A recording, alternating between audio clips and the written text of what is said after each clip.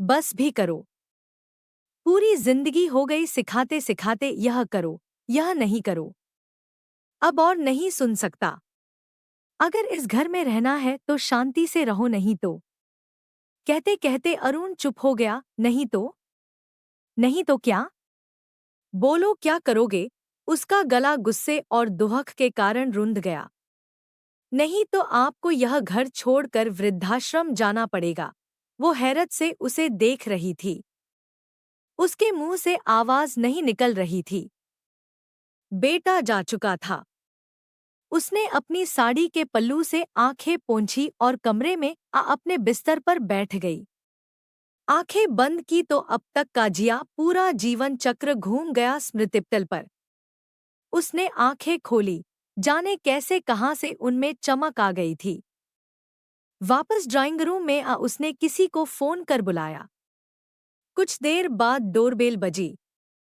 बेटा बहू रात के 1 बजे कौन आया होगा, यह सोच कमरे से बाहर आए तो देखा स्मिता सोफे पर बैठी है। इतनी रात में डोरबेल बज रही है और आप यहाँ होते हुए भी दरवाजा नहीं खोल पाईं? अरुण ने खींचते हुए कहा। वो उठी और जाकर दरवाजा खोल दिया। बाहर वकील और कुछ पुलिस वाले थे। इन लोगों को इतनी रात देख अरुण कुछ पूछता उसके पहले ही उसकी माँ ने सबको अंदर बुला लिया। आइए आप लोग। वकील से कागज ले स्मिता अपने बेटे के पास गई और बोली, यह बिजनेस, यह घर और इसकी हर चीज मेरे स्वीट पति ने मेरे नाम की थी। आज तक तुम मेरे बेटे होने के नाते इन सब का उपयोग कर रहे थे, लेकिन अभी कुछ देर पहले जो कुछ भी हुआ उसके बाद मैंने यह फैसला लिया है कि हम में से जिसको भी यहाँ से जाना पड़े उसके पहले थोड़ा हिसाब किताब कर लिया जाए। अरुण स्मिता को अवाक देख रहा था। उसे समझ नहीं आ रहा था उसकी माँ जो ममता की मूरत थी उसे अचानक क्या हो गया, इतनी कठोर क्यों दिख रही है वो। उसने स्मिता से पूछा, कैसा हिसाब? और मैं यह सब छोड़ के क्यों जाऊंगा? इतने सालों तक घर, बिजनेस, सारी जिम्मेदारियां संभाली है मैंने। आपकी सेवा का यह फल मिलेगा मुझे।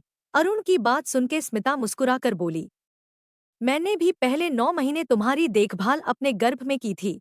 उसके बाद 5 साल की उम्र तक अपने हाथों से खाना खिलाया। जब तुम 16 के थे उस समय तक तुम्हारे कपड़ों से लेकर जूते, पढ़ाई लिखाई सबका ध्यान रखा मैंने। 25 की उम्र हुई तब बहुत अरमानों से तुम्हारी पत्नी बनाकर अंकिता को इस घर में लाई। फिर तुम्हारे बच्चे आए और उनकी परवरिश में भी मैंने बराबर की भूमिका निभाई। लेकिन अभी कुछ घंटे पहले जो प्रतिफल तुमने मेरी सेवाओं का दिया है उसके बाद मेरा भी कर्तव्य बनता है कि मैं भी तुम्हें कुछ दूं। अरुण को लगा कि उसने बड़ी भूल कर दी है। कुछ देर पहले अंकिता की तरफ देखा तो वो भी उसे हैरान परेशान सी घूर रही थी। वो कभी स्मिता को देखती कभी अरुण को। उसे यकीन नहीं आ रहा था स्मिता जो कुछ देर पहले तक उसके सामने एक बूढ़ी, कमजोर, हर बात में टोकने वाली उनकी जिंदगी में एक बोझ जैसी थी, अचानक उसमें इतनी शक्ति, इतनी कठोरता कैसे आ गई। वो स्मिता के पैरों की तरफ बढ़ी तो उसने अंकिता को बीच में ही रोक दिया। नहीं अंकिता, माफी नहीं। कुछ गलतियों के लिए माफी नहीं होती, बल्कि इसके लिए तो मुझे तुम्हारा धन्यवाद देना चाहिए कि इसकी वजह से मेरा स्वाभिमान जाग उठा और मुझे आज़ादी की कीमत भी समझ आई। यह समझ आया कि अपना घर, अपना संसार कितना प्रिय होता है। लेकिन माफी चाहूंगी बेटा, यह घर संसार मैंने और मेरे पति ने बनाया था जिसमें कुछ देर पहले तक तुम लोग भी भागीदार थे, लेकिन अब जब तुम्हारे पति को मेरा साथ रहना अशांति से भरा लगने लगा है तो बेहतर है तुम अपना नया संसार बसा लो। अंकिता की आंखों में आंसू आ गए। उसने गर्दन नीची कर ली।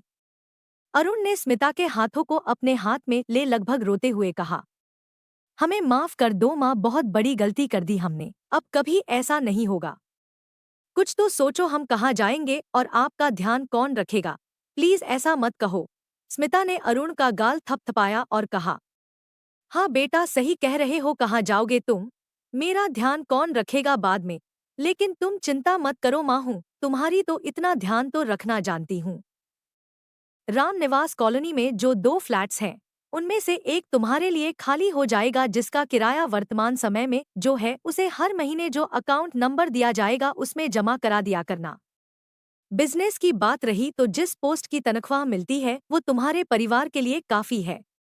कंपनी का हर लॉस प्रॉफिट इस ट्रस्ट में जमा होगा जिसके कागजात वकील साहब बना रहे हैं। हाँ, अगर इस बीच कंपनी के लिए काम करते हुए तुम्हें अच्छा महसूस न हो तो 1 महीने पहले एप्लीकेशन देकर नौकरी छोड़ सकते हो। और रही मेरी बात तो मैं अपना ध्यान रखना जानती हूँ, उसकी चिंता तुम मत करना, जहाँ रहो जैसे रहो खुश रहना। अरुण के पैरों के नीचे से जमीन खिसक गई, वो सोफे पे गिरते गिरते बचा। स्मिता वकील के पास बैठी कागजों पर दस्तखत कर रही थी। अंकिता अरुण का कंधा पकड़े उसके पास खड़ी आंसू पोंछ रही थी। उसके दोनों बच्चे अपनी दादी के पास बैठे वो कागज पढ़ रहे थे जो स्मिता ने बनवाए थे। दस्तखत कर स्मिता ने बच्चों से कहा, जिंदगी में अगर श्रवण न बन पाओ कोई बात नहीं, लेकिन अरुण कभी मत बनना। दोनों बच्चे हंस पड़े और दादी के गले लग गए। 16 साल के थे दोनों, समझते थे कि घर में क्या चल रहा था। मिलने आओगे न मुझसे? स्मिता ने दोनों से पूछा तो दोनों ने साथ में हाँ कहा और अपनी दादी की गोद में सिर रख दिया।